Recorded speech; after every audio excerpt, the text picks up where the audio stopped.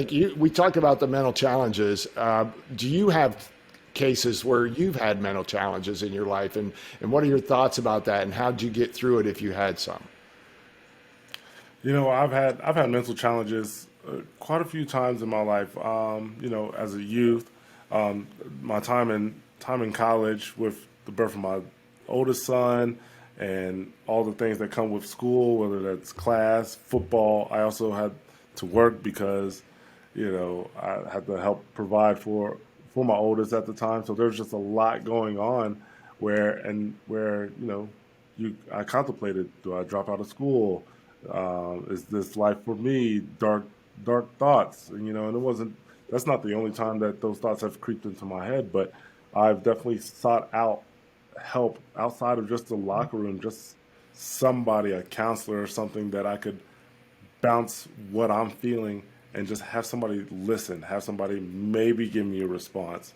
They don't necessarily have to have all the right answers, just for me to be able to get something out. And I saw this therapist for years, and I was very frequent from once a week to, and then we ended up reducing it to once a month as I got a little older into my junior year, going into my senior year.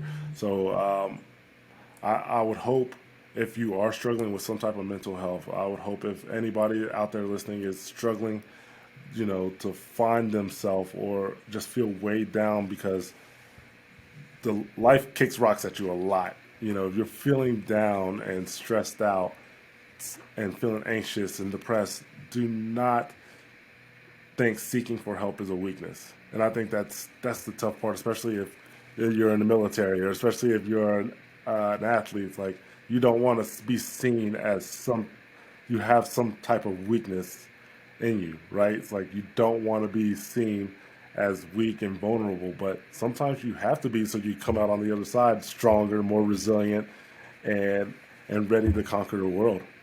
That's awesome. And you use the words that we use, hope and resilience. And to us, resilience is the ability to bounce back. And that's what reaching out and getting help does for you. And like you said, there's so much stigma out there about, reaching out for help that you're weak. I mean, even the military, they talk about PTSD, where the D is disorder. So a lot of the guys that have that injury won't even go talk to anybody because it says disorder. So they're trying to change the term to PTS, where it's just post-traumatic stress. And so the stigma is huge, and that's a big part of it. And when we get people like you, the ability to speak out there and tell them it's okay, even for a professional athlete like yourself, to reach out for help, then it is for everybody. And that helps everyone make that decision to go find help. So I'm glad you said that, and a lot of wisdom in what you said there.